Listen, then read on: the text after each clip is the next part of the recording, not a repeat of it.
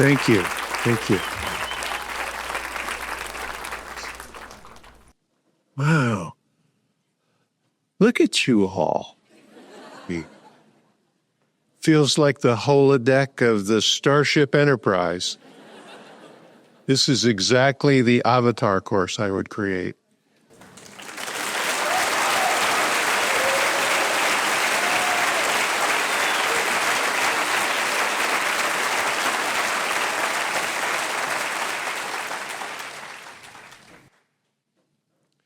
In Living Deliberately, I briefly outlined the content of 4 types of belief systems. Type 1 contains mostly dogma, indoctrination, and controlling beliefs. Type 2 contains common sense beliefs. Type 3 contains scientific, fact-supported beliefs. And type 4 contains intentionally created beliefs, or what you know as primaries. Today I'm going to talk about the intentions that are involved in each of these 4 types of belief systems. First, what does it mean to believe? If you trace the word back to its roots, you'll find that it means to be comfortable with or satisfied with. The belief that a type 1 belief system is comfortable with and satisfied with is not always the same kind of belief that a type 3 belief system is comfortable with and satisfied with. We have an idiom in English for that. Different strokes for different folks. And when I say, I believe you, what am I saying? I'm saying that I'm comfortable with what you told me, or that I'm satisfied with what you told me. Truth and efficacy are not necessarily factors of why I believe something. I mean, some truths are very uncomfortable and hard for me to believe. Some lies are easy for me to believe because they make me feel comfortable. You've been there, huh? If you tell me my mistakes are not my fault, that's easy for me to believe. And if you tell me my mistakes are my responsibility, that's uncomfortable, and I'd rather not believe you. So I find it a bit of a revelation that belief has more to do with comfort than it has to do with truth. And any effort to find truth will likely take you out of your belief comfort zone. If you said to me, hey, there are 3 elephants in the parking lot, and it's a totally made-up story, how am I going to process it? Well, part of my mind goes, wow, that's unusual. 3 elephants in the parking lot. And then another part of my mind says, well, it could happen. I mean, when we were in Daytona Beach, the Ringling Brothers Circus was moving out as we were moving in for the Wizards course.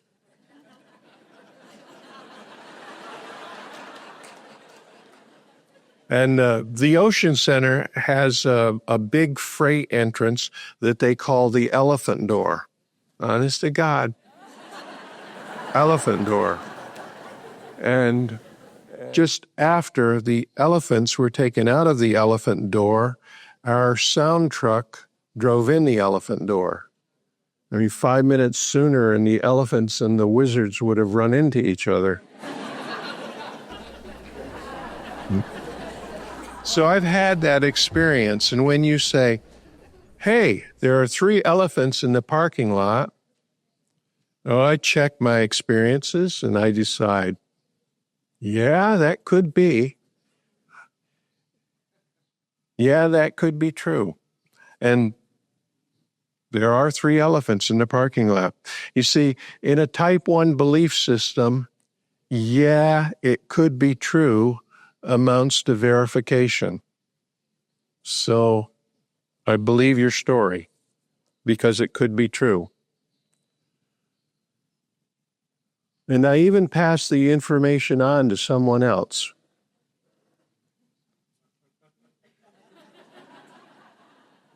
Hey, Miken, did you know there are 40 elephants in the parking lot?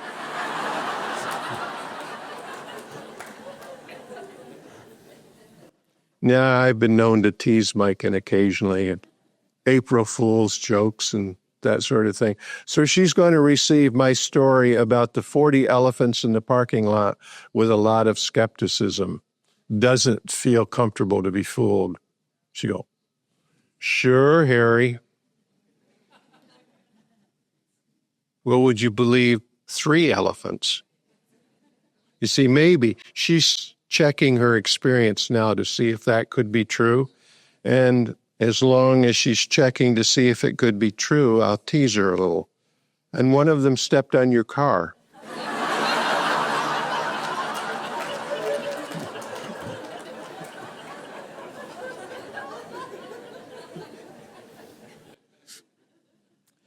Now, the intention behind a type 1 belief system is to be right.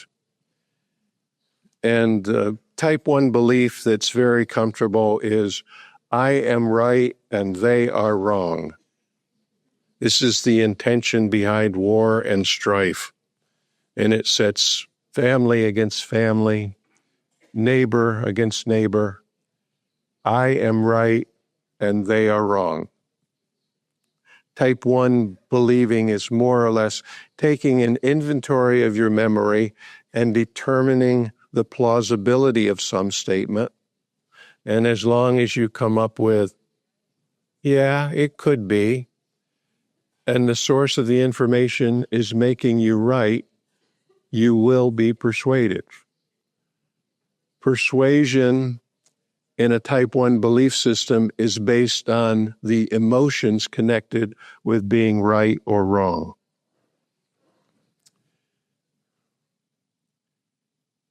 That's the type 1 process of believing. Someone says something, it sounds plausible, and you get this little emotional surge because what you suspected was right really is right, or what you suspected was wrong really is wrong. This is also the formula for getting elected by a large group. You say something, make it sound plausible, and stimulate some righteous emotion. Most political platforms consist of type 1 beliefs. Okay, let's move up a level to type 2 beliefs. See what it means to believe there. With type 1 believing, you check the record to see if a statement was plausible, but with type 2 believing, you don't have to check for memories because you already know. You know without looking. See, knowing has more certainty than remembering. How many times do you have to experience a cause and effect sequence before you know? I mean, how many times do you have to repeat an action, always producing the same result, before you can know without looking what the result of the action is going to be? You just know. That's a type 2 belief. Type 2 beliefs are common sense, and there's really no effort involved in believing them. You just know. If someone tells you they dropped an object on the floor, they dropped an object and it fell to the floor, you're going to go, "Duh, what did you expect?" No. You don't have to check to see if it's plausible or if the person is making you right, because you know that dropped objects fall to the floor. And now if someone were to say that he dropped an object and it fell up to the ceiling, you're not going to feel that your righteousness is threatened. You'll just consider that the guy is some sort of a whack job, you know? The intention behind type 2 beliefs is to conform and act rationally. And in this case, rationality is based on transparent beliefs that everyone pretty much agrees on. If you want to persuade someone of a type 2 belief, you appeal to their sense of conformity. Okay, let's move up another level to type 3 believing process. If you want to experience a complicated believing system, explore a type 3 system. The intention behind type 3 beliefs is prove it. And you're going to persuade someone by presenting facts that support your theory and disputing facts that don't support your theory. Now, there's still this shadow of an urge to be right from type 1. But type 3 is the realm of physical sciences and facts and hypotheses and propositions and suppositions and theories, and especially measuring devices. Did you know that there are measuring devices to measure how accurately other measuring devices measure? It's a fact. The mantra of type 3 believing is, what evidence do you have for believing that? Now, a large part of type 3 believing is arguing over evidence. And the only way of settling a type 3 argument is with measuring devices. And even that doesn't always work.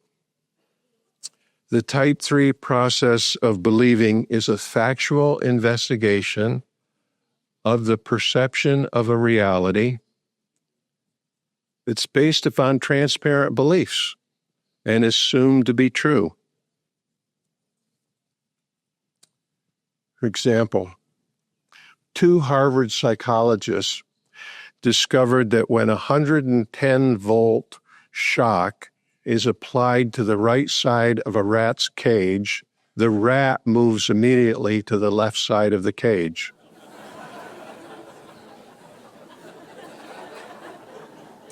And from the experiment, they were able to conclude that rats are intelligent enough to avoid being shocked. Now, after the experiment, one of the psychologists accidentally stumbled and touched the live electrodes. And responding to his screams, the other psychologist, instead of moving away, grabbed the first psychologist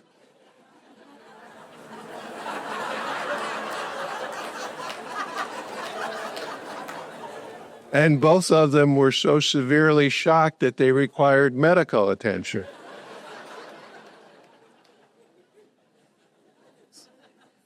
Proving that a rat is smarter than 2 Harvard psychologists.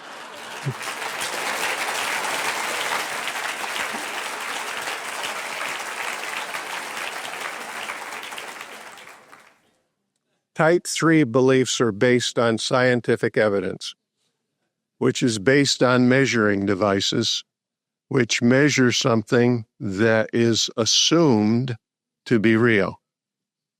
Science doesn't so much extend the frontier of human experience as it extends backward from the frontier of human experience. Anyway, even with its shortcomings, I'm a big fan of type 3 beliefs because that's where you find the best power tools and heavy machinery.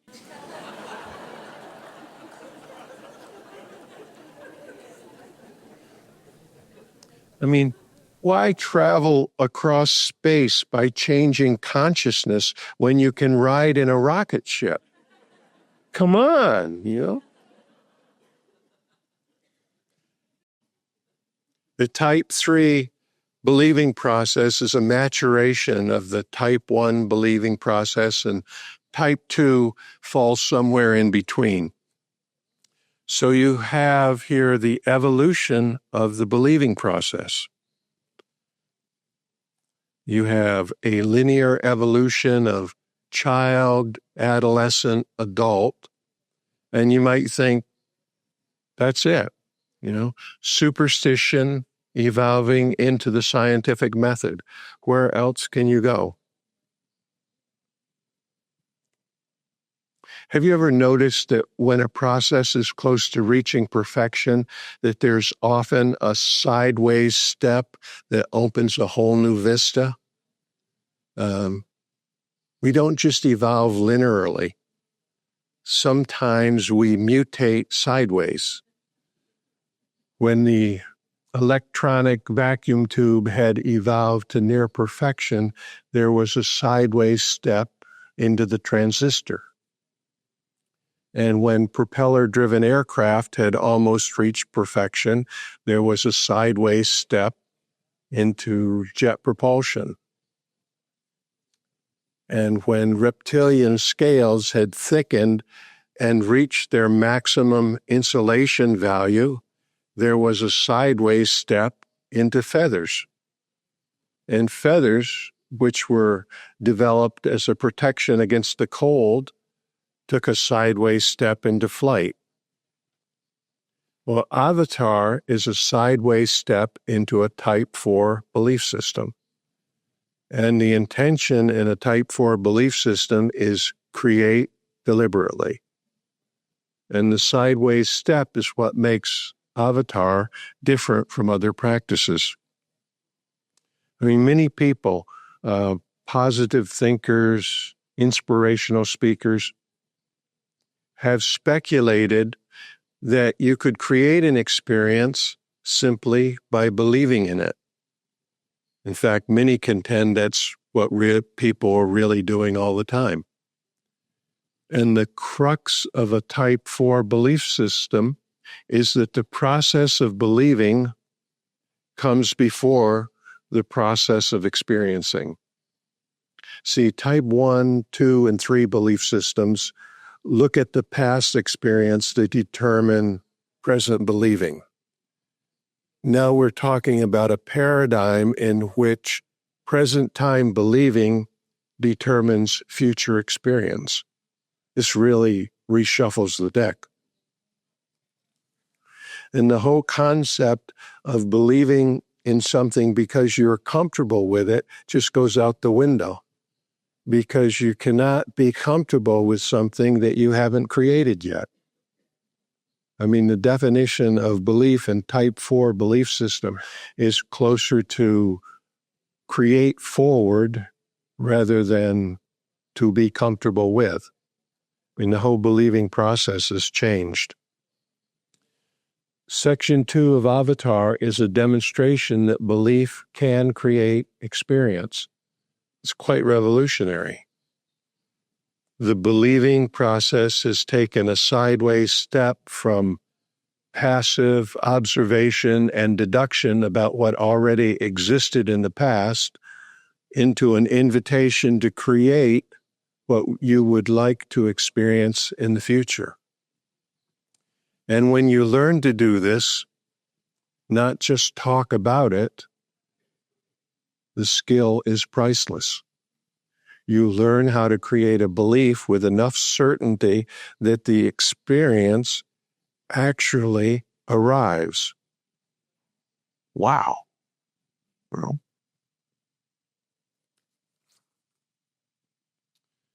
okay, this avatar walks into a bar.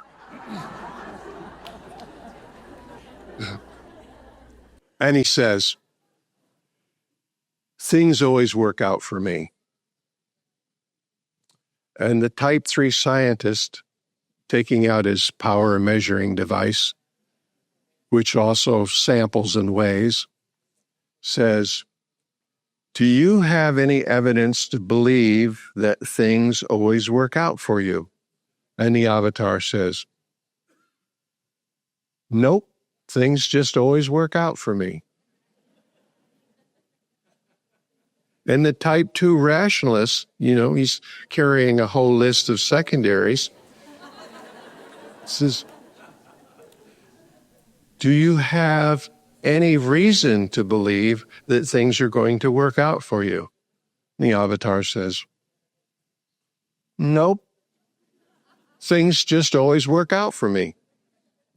And both the type 2 and the type 3 get very agitated. Yeah. That's crazy, they say. Totally delusional, unproven, unsupported, no confirmation, unjustified. You have no evidence or reason to believe that. And the avatar says, not yet.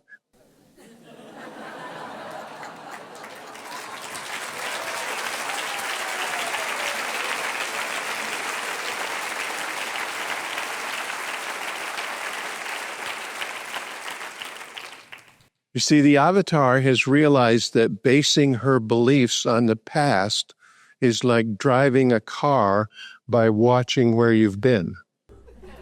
Yeah.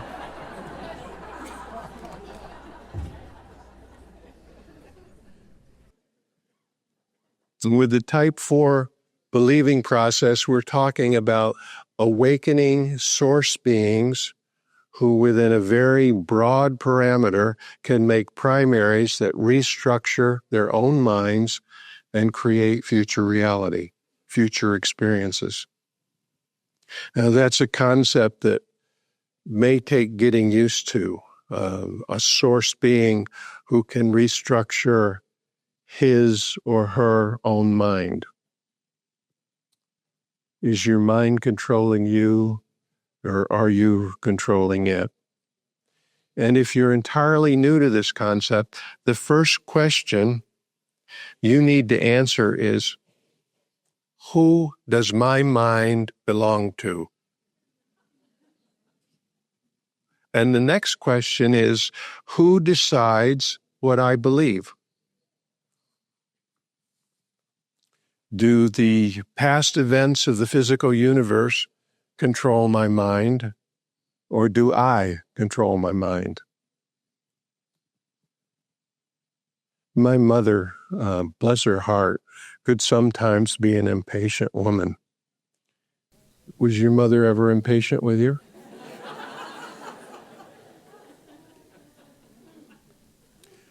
My mom would say, as I hovered in the doorway with snow blowing into the kitchen, either go out or stay in.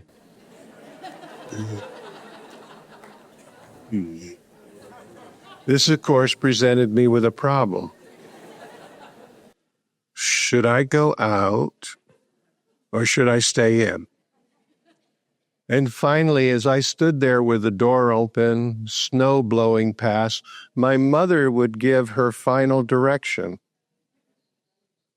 Make up your mind or I'll make it up for you.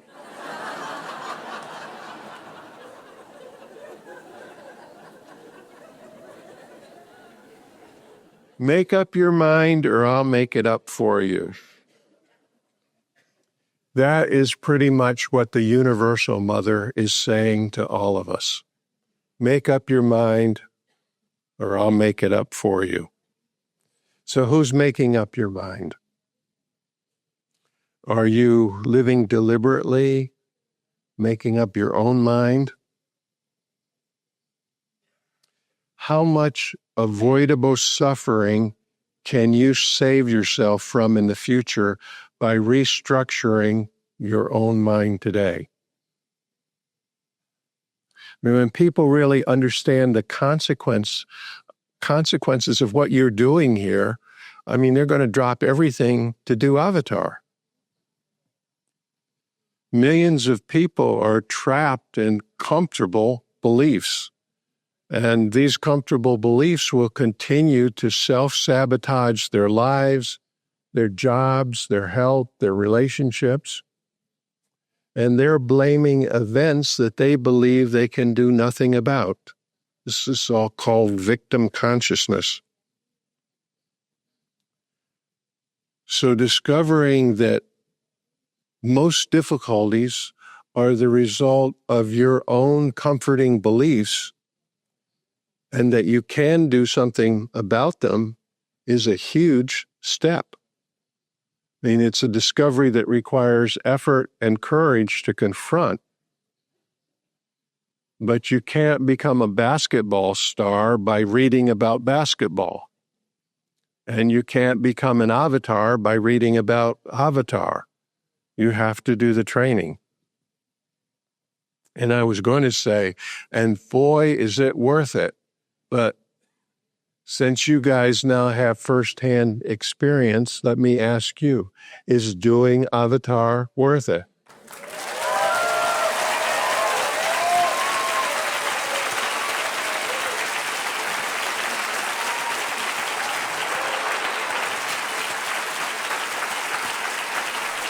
Thank you. Thank you.